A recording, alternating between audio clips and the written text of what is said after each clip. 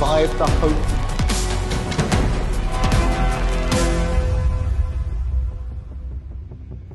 Bismillahirrahmanirrahim. Assalamualaikum warahmatullahi wabarakatuh. Para pemirsa, kita berjumpa lagi dalam acara Jendela Dunia dan kali ini kami akan berbincang-bincang dengan Ibu Dr. Lisa Mary, SHMH, dosen Ilmu Hukum, Hukum Internasional, HAM, dan advokat Universitas Indonesia Timur dan juga dosen Universitas Pendidikan Muhammadiyah Sorong.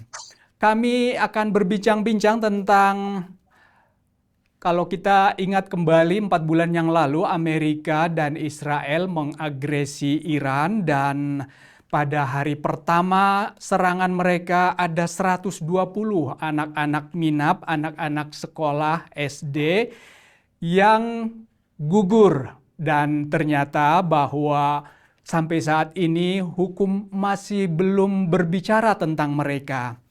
Nah, kita akan berbincang-bincang dengan Ibu Dr. Lisa Mary tentang masalah ini.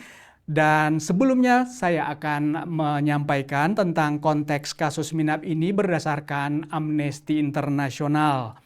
Yang pertama, kejadian tanggal 28 Februari 2026 atau sekitar 4 bulan lalu. Lokasi SD Syajarah Thayyibah, Mina, Provinsi Hormozgan, Iran. Korban 150 orang gugur termasuk 120 anak-anak. Ini tentu ada perbedaan dengan yang disampaikan Iran, tetapi itu karena ada penemuan baru mungkin dan sebagainya ya. Penyebab serangan udara Amerika menggunakan rudal Tomahawk berpemandu presisi, konteksnya serangan terhadap Iran. Nah, yang perlu kita ketahui bahwa serangan itu dilakukan bukan sekali tetapi 2 kali. Jadi ketika serangan pertama terjadi, kemudian warga, yakni orang tua wali murid, kemudian berbondong-bondong ke sekolah itu untuk menyelamatkan, membantu mereka yang terkena tembakan tadi. Tetapi kemudian datang lagi serangan yang membuat jumlah korban bertambah banyak. Nah, kita akan bincang-bincang tentang masalah ini dari sudut pandang hukumnya. Dan mungkin Ibu Lisa Mary mau memperkenalkan diri terlebih dahulu dan hubungannya dengan tema yang akan kita bahas ini. Silakan. Baik, saya adalah seorang dosen dari Fakultas Hukum Universitas Pendidikan Muhammadiyah Sorong dan juga mengajar di Magister Hukum Universitas Indonesia Timur. Jadi ada yang di Sulawesi Selatan, ada yang di wilayah Papua Barat Daya. Pada dasarnya saya adalah salah satu dosen yang mengajar hukum internasional. Relevansi pengajaran saya dengan tugas yang dibebankan atau diberikan, amanah yang diberikan pada hari ini oleh IRIP Video Podcast, itu relevansinya jelas karena yang dibahas ini adalah bagian dari hukum internasional, yaitu dalam ranah hukum humaniter internasional, hak asasi manusia dan juga perlindungan terhadap hak anak di dalam masa perang, seperti itu. Baik, terima kasih. Para pemirsa, Anda bersama saya, Saleh Lapadi, ya, host dari jurnalis IRIB, Islamic Republic of Iran Broadcasting, dan kita akan memasuki perbincangan kita mengenai masalah anak-anak sekolah SD minab ini. Mungkin pertanyaan yang akan saya buka adalah terkait dengan kualifikasi hukum pidana kasus minab ini. Nah, dari perspektif hukum ini, bagaimanakah kasus serangan udara Amerika terhadap SD minab ini yang menggugurkan 120 anak dikualifikasi? Apakah ini pembunuhan biasa, pembunuhan massal, kejahatan perang, atau kejahatan terhadap kemanusiaan? Lalu, apa perbedaan kualifikasi ini dalam konsekuensi hukumnya? Silahkan. Baik, pada dasarnya kalau kita berbicara serangan terhadap fasilitas sipil, termasuk sekolah dan sarana kesehatan itu bertentangan dengan hukum internasional. Tetapi pada kondisi biasa ini adalah melanggar Konvensi Jenewa 1949 dan protokol tambahannya di 1950-an. Tetapi dalam hal ini kan pada saat serangan tanggal 28 Februari 2026 itu Minap School itu tidak termasuk sebagai target yang ada karena anak-anak sekolah ini bukan kombatan di dalam hukum Ya. perang. Jadi klasifikasinya mereka adalah warga sipil. Karena mereka warga sipil sebenarnya dalam konteks apapun tindakan penyerangan terhadap sekolah itu adalah tindakan yang melanggar norma hukum internasional Ya. dan pertanggungjawabannya bisa dilihat dalam konstruksi hukum pidana internasional. Jadi kalau kita berbicara apakah serangan terhadap sekolah Minap, yaitu sekolah yang isinya anak-anak itu melanggar hukum? Iya, melanggar hukum internasional. Dalam hal serangan yang terkoordinasi, kategorisasinya bisa masuk kalau dia dalam masa perang, tapi waktu itu kan periode 4 bulan sebelum, memang berapa bulan sebelumnya, 6 bulan sebelumnya, kalau mengacu di 2025 mungkin ada serangan balasan antara Amerika dan sekutunya Israel dan Iran. Tetapi setelah masa 28 Februari 2026 itu kan bukan masa perang. Jadi tidak ada di wilayah perang. Maka yang berbicara adalah pelanggaran hukum internasional dan ketika mau dikualifikasi apakah ini masuk kategori kejahatan? Iya. Tetapi bukan kejahatan perang, tetapi dia lebih kepada kejahatan terhadap kemanusiaan seperti itu. Karena kalau kejahatan perang berarti memang ada kondisi di mana sudah ada balas membalas dan itu yang masuk kategori perang seperti itu. Oh ya, oke. Jadi Anda melihatnya sebagai sebuah kejahatan terhadap kemanusiaan. Jadi karena memang kondisinya sebelum itu tidak terjadi perang. Nah, yang akan kita lanjutkan adalah subjek hukum pidana ini dalam serangan udara. Apakah kan kita tahu bahwa serangan menggunakan jadi dalam perang terbaru ini menggunakan berbagai macam teknologi antara lain adalah kecerdasan buatan. Nah, subjek hukumnya ini yang akan kita telusuri seperti apa nantinya? Apakah kita akan mengatakan bahwa karena apakah si pilot ataukah operator yang meluncurkan rudal ataukah komandan yang memberikan perintah ataukah operator AI sehingga kita bisa melihat atau ke pejabat publik yang nantinya di atasnya mungkin sampai bisa kepada Presiden Amerika yang mengeluarkan perintah perang. Nah, bagaimana hukum pidana menentukan tanggung jawab berantai dalam operasi militer yang kompleks seperti ini? Baik, kalau kita berbicara kondisinya serangan, jadi melihat serangan di Minap 28 Februari 2026 itu kan dia sepihak ya. Jadi tiba-tiba fasilitas sipil diserang. Dan untuk menentukan pertanggungjawaban seperti subjek, kita bisa melihat ada pilot, kemudian ada sistem, dan kemudian ada sistem komando di situ. Siapa yang harus disalahkan? Kalau kita berdasarkan aturan ya, siapa yang melakukan dia yang dimasuk sebagai subjek atau penanggung jawab di dalam hukum pidana internasional.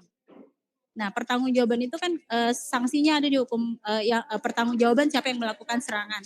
Tetapi kan pilot ini dalam hal ini dia ada di dalam operator yang meluncurkan drone untuk menewaskan atau melakukan serangan rudal tersebut. Maka mereka juga termasuk yang bertanggung jawab secara individu. Jadi pilot secara individu itu karena dia menyadari bahwa dia melepaskan drone rudal, maka kemudian analisisnya ada di apakah mereka mengetahui bahwa lokasi yang mereka serang itu adalah wilayah sekolah.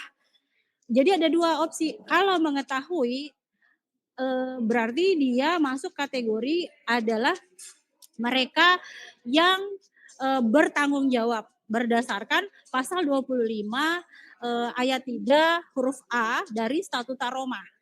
Tetapi kadang-kadang kan ada apologi dari pemerintah Amerika, melalui presidennya, yaitu mereka mengatakan bahwa, kami tidak tahu bahwa, serangan itu adalah menyasar fasilitas sipil. Informasi yang kami dapatkan dan ternyata belum diperbarui oleh, mereka setelah bertahun-tahun, itu adalah fasilitas dari ERGC. Nah nah ini sini. Nah, tetapi dalam hukum, pidana internasional, si pilot meskipun mengetahui, bahwa ada target sasaran serangan, tetapi kan dia, dari awal itu pada dasarnya mengetahui akan kemana dia menuju koordinatnya kan. Maka ada namanya informasi longgar. Nah, informasi longgar itu tidak menghilangkan unsur kesalahan yang dia lakukan dan kelalaian ketika informasi tidak diperbarui oleh data intelijen Amerika seperti itu. Jadi tetap dalam konteks ini ada kesalahan dan kesalahan itu berujung pada pertanggungjawaban pidana internasional seperti itu. Tapi kan, ada apologi di situ ya, ada alasan mereka. Dan selain pilot, ada komandan yang memberikan, perintah atau instruksi kepada pilotnya. Maka, apakah di dalam pasal-pasal terkait Statuta Roma si komando ini, si komando komandan yang memberikan komando ini bertanggung jawab, maka dia, masuk kategori bertanggung jawab karena yang pertama dia mengetahui terkait dengan pasukan itu atau, armada yang dipilotin itu akan melakukan serangan. Dan yang kedua, ketika dia tahu koordinatnya, dia memiliki kelalaian karena gagal mengambil tindakan yang wajar dan perlu dalam kekuasaannya untuk mencegah atau menekan pelaksanaan kejahatan yang jelas-jelas, eee, informasi selonggar apapun dia pasti tahu itu adalah bukan target militer, tapi itu adalah target sipil. Nah, dalam hukum perang, kalau kita berbicara hukum humaniter internasional, tidak boleh menyerang target perang, infrastruktur pendidikan, infrastruktur kesehatan. Tapi dalam hal ini dia memiliki kelalaian dan, gagal mengambil semua tindakan yang dilakukan untuk mencegah memasuki atau menyasar wilayah sipil, seperti itu. Nah, kalau kita berbicara iya, silakan. Eee, Apabila, pilot, kemudian komando, tapi mereka menjalankan perintah dari, mesin AI. Jadi ada AI yang dilibatkan. Nah, AI yang dilibatkan itu berarti, mohon maaf, dia adalah, eee artificial intelligence yang tentu saja sistemnya itu update harusnya ya. Karena dia bukan istilahnya bukan suatu produk kaleng-kaleng, bukan produk baru yang masih dites. Tentu saja dia memiliki berbagai macam koordinat yang bisa mengunci dan mengetahui informasi awal, meskipun dia hanya mesin. Dan kalau disebut apakah dalam hukum pidana internasional AI juga bisa dimintai pertanggungjawaban karena dia adalah mesin, maka kemudian tanggung jawabnya bukan kepada mesinnya tetapi kepada perusahaan pengembang dari, AI tersebut. Jadi algoritma yang, dipakai oleh si AI untuk bekerja itulah yang menyebabkan kesalahan, kelalaian, dan kemudian penyerangan. Kalau kita mau mendengar apologinya dari pernyataan Presiden Amerika, tapi saya pikir, kadang-kadang ini, tidak relevan ya karena memang, sepertinya serangan ini, sistemik karena kemudian ada serangan berikutnya. Kan tidak mungkin mereka lihat serangan satu berhenti, "Oh salah ternyata target sipil." Harusnya mereka berhenti, tapi ternyata ada serangan berikutnya, berarti memang sistemik dan meluas, seperti itu menurut saya. Kalau mengatakan ada sistemik yang seperti itu dan kemudian tadi juga disinggung tentang alasan, pejabat Amerika baik presidennya ada yang mengatakan tidak tahu, ada yang mengatakan, eee, tidak sengaja. Nah, kita masuk ke penjelasan berikutnya tentang elemen niat di sini. Nah, apakah, penggunaan rudal Tomahawk yang berpemandu presisi seperti ini, yang juga dibantu oleh AI, bisa mengubah analisis tentang niat atau tidak dalam hukum pidana?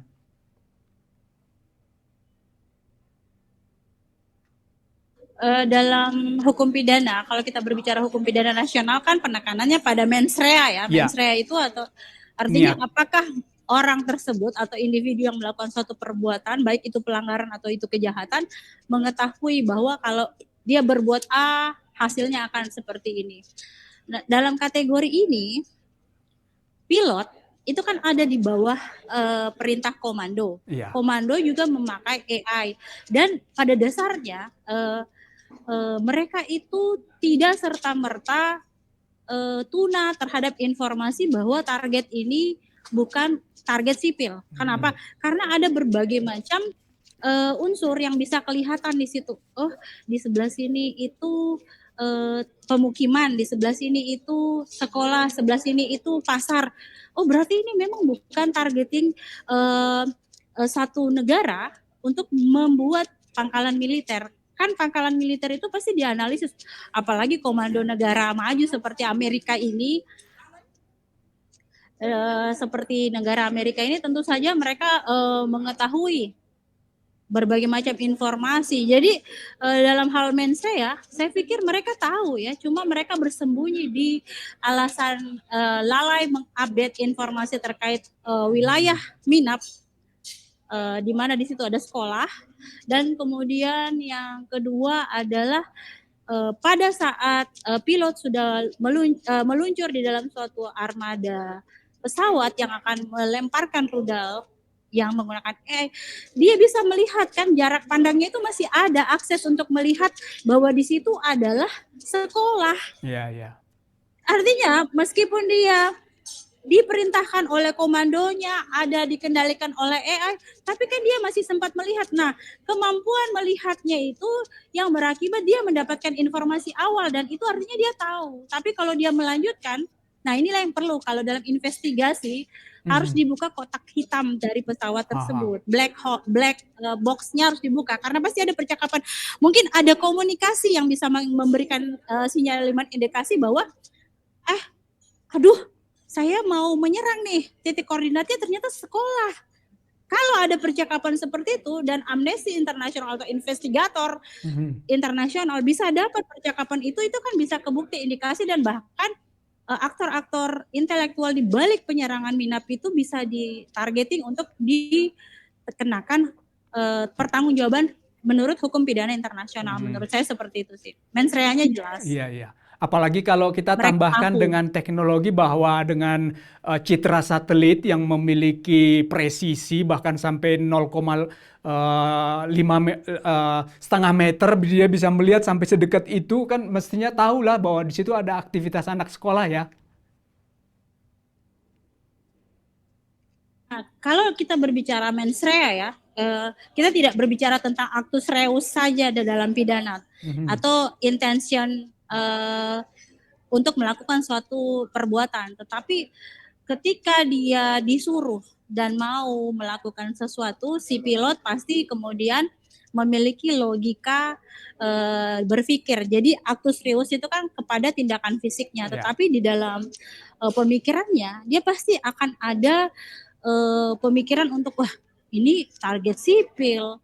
Saya sudah diajarkan bahwa target sipil tidak boleh diserang. Kalau saya serang, tidak mungkin dia beralasan, wah saya tidak tahu statuta Roma, tidak ada seperti itu. Karena berdasarkan pasal 8 ayat 2, huruf B, huruf B dan huruf I itu, mens rea yang disyaratkan adalah suatu kesengajaan atau intentional condition di mana dia sebenarnya punya pengetahuan atau knowledge terkait dengan oh memang ini adalah objek sipil. Tapi karena saya diperintahkan saya tetap akan melakukan serangan kepada sasaran yang disuruh saya. Nah, maka kemudian ketika dia memiliki knowledge dan kemudian memiliki intention atau kesengajaan, maka dia tidak bisa lagi berlindung kepada pernyataan tidak disengaja.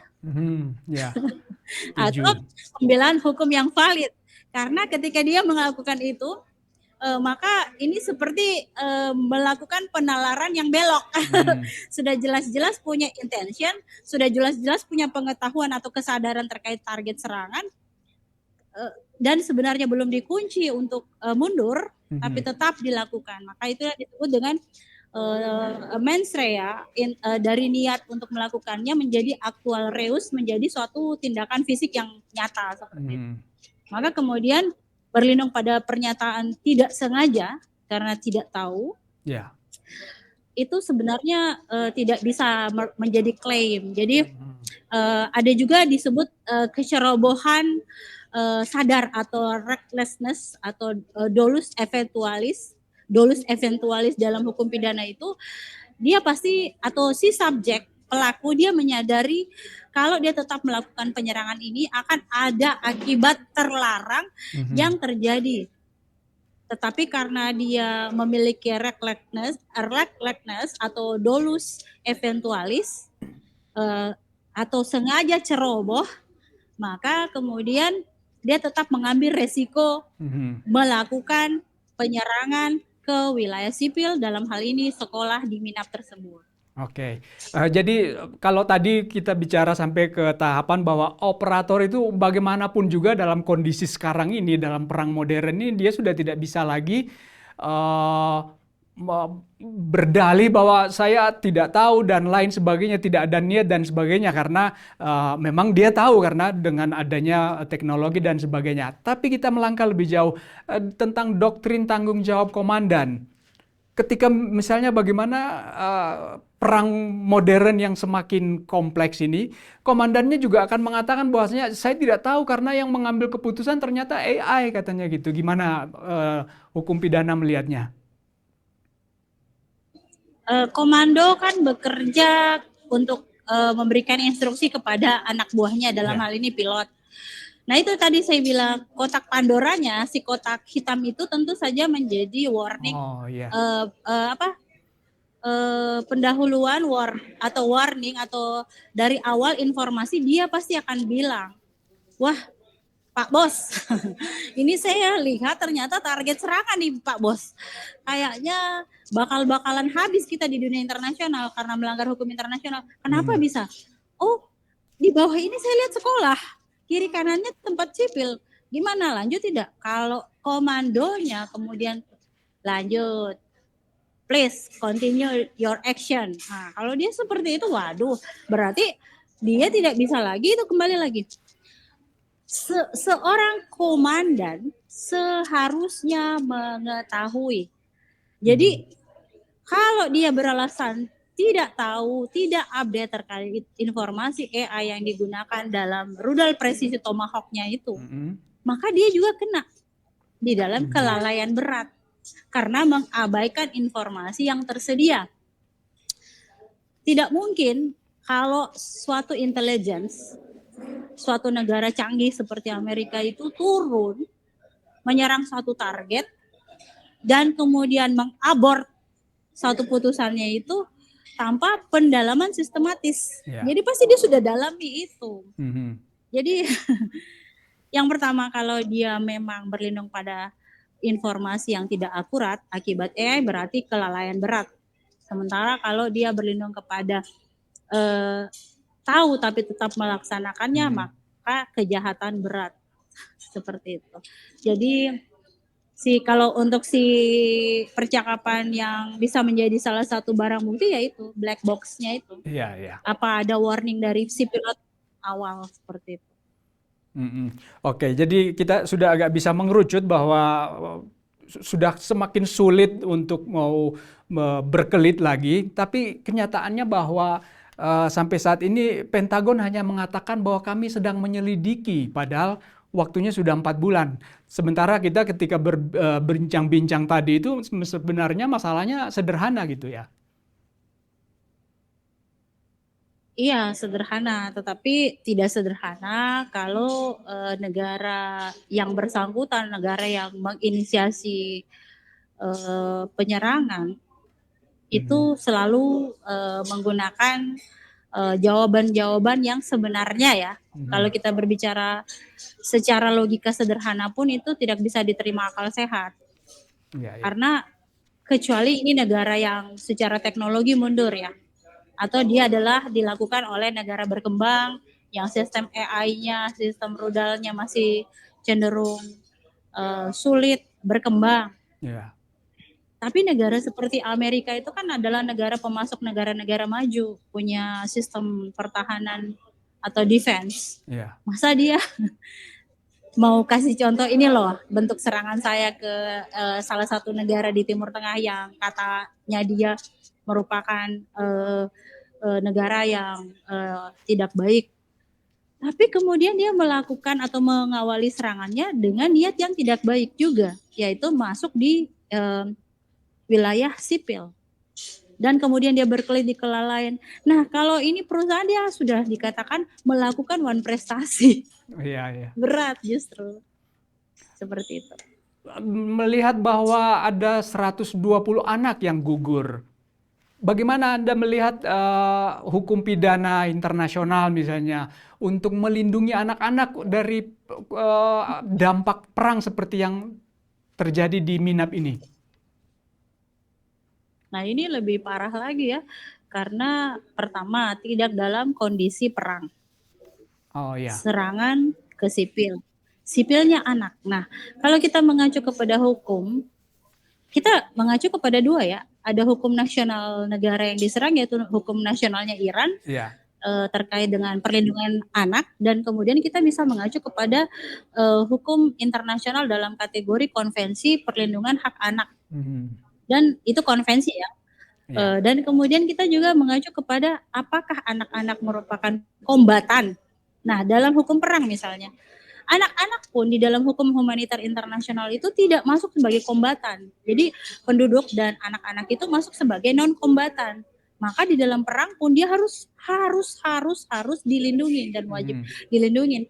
Maka ketika memasukkan anak ke dalam target militer, ini adalah wilayah yang betul-betul sangat berani dari suatu negara yang mengklaim adalah penegak hak asasi manusia ya. Maka ini adalah strategi buruk untuk untuk masuk memperlihatkan kekuasaannya ke negara Iran, dan kemudian mengganggu stabilitas dengan masuk kepada pelanggaran perlindungan hak atas anak. Seperti itu, membawa-bawa anak ke area perang. Jadi dia tentu saja pertanggungjawabannya bisa dilihat dalam hukum humaniter internasional dan pertanggungjawaban hukum pidana internasional. Seperti itu. Jadi mohon maaf di sini ya. Silakan. Sudah ada resolusi Dewan Keamanan PBB yang dikeluarkan dan menjadi contoh bahwa pernah juga terjadi serangan yang secara spesifik menyasar sekolah. Maka resolusi ini merupakan dasar hukum yang bisa diacu berupa resolusi Dewan Keamanan PBB 2601 yang keluar di tahun 2021, karena pada saat itu memang ada konflik, tetapi yang disasar adalah sekolah anak. Maka dalam konstruksi international law, humanitarian law atau hukum humanitar internasional atau hukum perang, anak itu warga sipil. Maka harus dari awal diadakan prinsip distinction atau pembedaan. Tidak boleh disamakan dengan target kombatan. Jadi yang di highlight itu atau yang digarisbawahin itu adalah menyerang anak-anak itu secara otomatis melanggar prinsip dan merupakan pelanggaran berat. Dalam hal ini karena pada masa 28 Februari 2026 itu bukan masa perang, maka dia adalah kejahatan serius terhadap kemanusiaan. Saya agak mengajak lebih jauh sedikit agak keluar dari masalah hukum pidana internasional ini. Apakah serangan yang dilakukan Amerika ini sebenarnya hanyalah akumulasi, misalnya bahwa kita lihat di Palestina di anak-anak kecil kemudian dibunuh tanpa bahkan dengan diperlihatkan direkam oleh media-media dunia, jadi dianggap sebagai suatu hal yang sudah biasa. Maka masalah Minab ini juga nanti akan biasa dan akan berlalu seperti apa yang terjadi di Palestina. Anda ada melihat hal yang seperti ini? Mungkin kalau Amerika mengawali dengan ini, kita kasih skenarionya ya. Kalau skenarionya pada dasarnya militer Amerika ketika masuk itu menyadari bahwa target adalah sipil dan sipil adalah anak, maka Tidak ada bedanya tindakannya dengan yang dilakukan oleh penjahat kemanusiaan, yaitu entitas haram Israel. Jadi konteksnya itu. Memang mereka menyasar anak karena anak adalah di masa depan anak ini akan menjadi orang yang meneruskan generasi dari satu bangsa dan negara. Maka menyerang anak adalah berusaha menghilangkan potensi masa depan suatu negara. Jadi ini adalah tindakan yang luar biasa ya. Sama aja dong apa yang dilakukan dengan entitas haram Israel terhadap rakyat Palestina selama hampir eh, eh, satu satu abad, karena sejak 1948 ya sampai hari ini sama saja dong mereka. Apa bedanya mereka dengan si Israel itu kalau kayak gitu? Maka kemudian dalam hal ini Amerika harus mendapatkan sanksi juga. Cuma sayangnya kita berbicara yang masuk dalam Dewan Keamanan itu adalah Amerika sebagai negara yang punya hak veto. Jadi kalau berharap resolusi PBB dalam konteks DK mengeluarkan kecaman, waduh, tidak mungkin sama pada kasus 2021 ya. Paling ada investigasi, tapi kembali lagi investigasinya akan berputar-putar di berkelit seperti itu. Adapun orang-orang yang berusaha menjernihkan dan mengambil kembali tindakan untuk mencari siapa penanggung jawab kejadian 28 Februari 2026 ini, mungkin pasca si presidennya lengser baru bisa bergerak. Tapi selama dia masih eksis atau masih didukung oleh parlemennya, kan tidak mungkin parlemen tidak tahu seorang pejabat bekerja menurut keputusan komprehensif tentu saja, bahwa sepengetahuan legislatif dan sepengetahuan eksekutifnya, meskipun ada beberapa yang berkelit. Nah, kita tahu kan di dalam konteks masyarakat Amerika itu IPAC itu sangat mempengaruhi keputusan politik. Nah, termasuk serangan di Minap itu bisa saja ada pejabat-pejabat Amerika yang terinfiltrasi pengaruh IPAC yang mempengaruhi keputusan komando militer dan juga pemimpin tertinggi di Amerika untuk menyerang kawasan penduduk karena mereka sudah terbiasa. IPAC itu kan infiltrasi konektivitasnya atau relationnya kan jelas sama Israel. Yahudi bergeningnya Amerika itu ada di APEC dan mereka terbiasa membunuh orang Palestina tanpa merasa bersalah. Nah, mereka mencobakan langkah ini, coba-coba langkah ini kalau berhasil di Iran. Tapi sayangnya ada masa kini adalah masa keterbukaan informasi ya.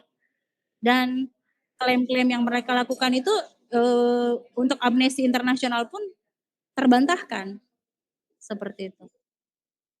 Cuma saja Amnesty International kan dalam hal ini hanya bisa melakukan dan memberikan rekomendasi, tidak akan bekerja lagi di dalam konteks menjatuhkan sanksi dan seterusnya. Kalau menjatuhkan sanksi kan dalam pidana berarti harus ada peradilannya. Sayangnya Amerika dan Israel itu tidak masuk dalam ICC atau internasional, tidak ikut dalam konvensi yang meratifikasi keberadaan International Court of Criminal Justice seperti itu. Mohon maaf kalau ada sedikit keliru di situ.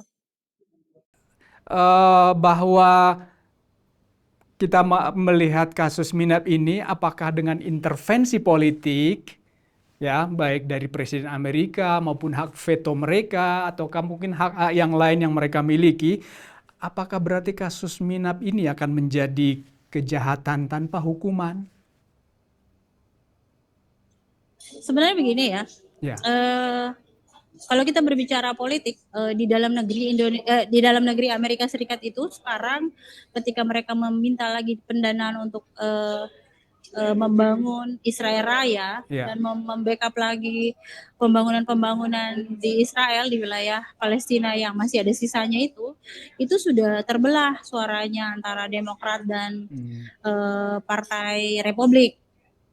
Dan keterbelahan ini mengakibatkan dukungan terhadap presiden dan anasir-anasir pejabat politik yang mendukung perang, baik untuk Iran, Lebanon, dan juga untuk Palestina, itu sudah mulai tidak intensif seperti sebelum terbuka betul, sebelum 7 Oktober 2023 itu.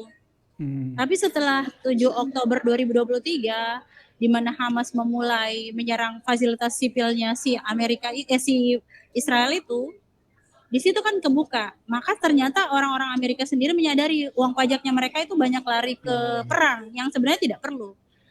Maka kemudian untuk sekarang, makanya itu Amerika selalu lari mau bikin gencatan senjata sama Iran, kemudian mengalihkannya ke negara seperti Venezuela, mengalihkannya ke beberapa negara lagi. Karena sebenarnya untuk keputusan menyerang Iran 100% dalam negerinya tidak di backup, dan kemudian tidak lagi mendapatkan prioritas. Jadi kalau menurut saya, melalui berbagai macam media, Iran harus terus-menerus berbicara untuk membuat korban tragedi Minap ini tidak hanya tinggal menjadi korban, tetapi mendapatkan pertanggungjawaban pidana internasional, menarik aktor-aktor intelektual di balik serangan. Jadi kita tidak berbicara dalam konteks Amerikanya, tapi aktor intelektual di balik serangan. Karena Amerika itu kan negara, sementara di dalam negara ada subjek. Subjek inilah yang berperilaku tidak baik terkait pelanggaran terhadap hukum internasional. Dalam hal ini kejahatan luar biasa terhadap kemanusiaan atau extraordinary crime sebenarnya, seperti itu. Jadi pejabat politiknya, suara masyarakat internasional, komunitas internasional itu harus terus-menerus digugah oleh negara yang sangat berkepentingan dalam serangan di Minap ini, yaitu negara Iran dan negara-negara yang setuju dengan Iran, seperti itu. Ya. Terkait dengan Iran, memang dalam pesan terbarunya pemimpin revolusi Iran ini sudah memberikan penegasannya kepada Mahkamah Agung dan lembaga pengadilan Iran untuk menindaklanjuti masalah ini dengan serius, karena memang pelanggaran-pelanggaran yang dilakukan oleh Amerika sudah berulang kali dan kemudian tidak ada tindak lanjutnya. Nah, bagaimana Anda melihat masa depan hukum pidana dalam perang modern? Apakah hukum pidana yang sebelumnya sudah ditulis itu sudah cukup sehingga bisa menghalangi atau mencegah dan kemudian tidak terjadi lagi kejahatan-kejahatan kemanusiaan seperti yang ada saat ini? Sebenarnya sebagai seorang pengajar hukum internasional, saya masih sangat bersemangat tentang hukum internasional ini, karena hukum internasional kan tidak melulu tentang perang. Ada berbagai macam kepentingan negara yang bisa diusahakan melalui core hukum internasional ini. Dan kemudian menurut doktrin dari almarhum Profesor Mohtar Kusumaatmadja kan, dia mengatakan kalau kita lihat hukum internasional itu kita harus membedakannya dengan perdata internasional. Nah, kemudian konteks pertanggungjawaban ada pidana internasional. Maka ketika kita berbicara hukum internasional, apakah masih sangat penting? Sangat penting, karena ada bagian-bagiannya yang berbeda-beda dan core-nya.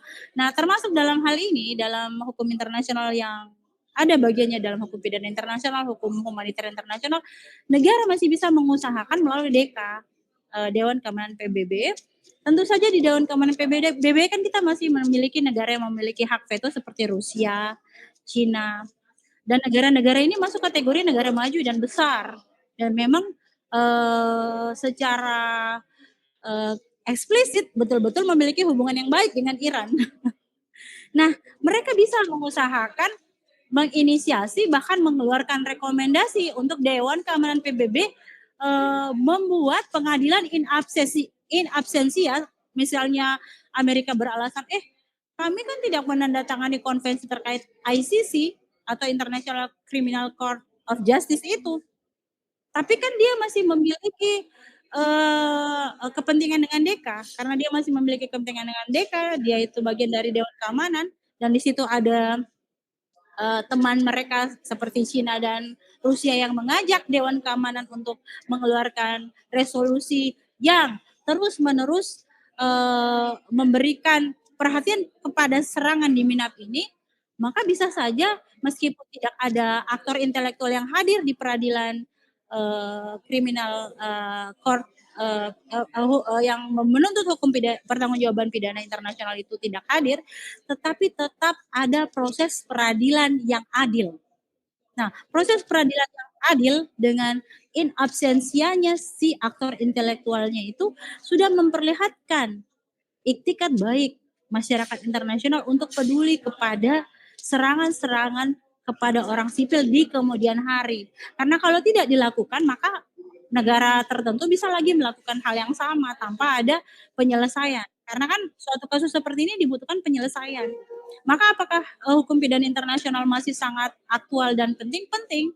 Tapi mekanismenya itu berusaha menghadirkan melalui jalur in absentia, tetapi dengan rekomendasi dari Dewan Keamanan PBB, karena sejauh ini organisasi internasional yang terbesar dan masih relevan dan masih sangat didengar adalah DK PBB, Dewan Keamanan PBB. Meskipun kita tahu selama ini Dewan Keamanan PBB banyak resolusi-resolusi termasuk resolusi kemanusiaannya yang diabaikan oleh masyarakat internasional itu sendiri karena campur tangan negara seperti Amerika.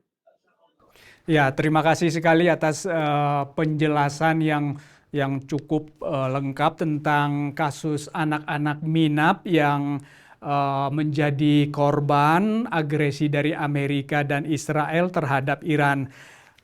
Ibu Dr. Lisa Mary, kalau ada yang ingin disampaikan untuk menutupi perbincangan kita, mungkin ada yang terlewat, silahkan. Baik, saya mungkin menyampaikan bahwa sebenarnya Iran bisa melakukan berbagai macam kesepakatan terkait dengan pencegahan apabila serangan-serangan meluas dan sistemik di wilayah sipil.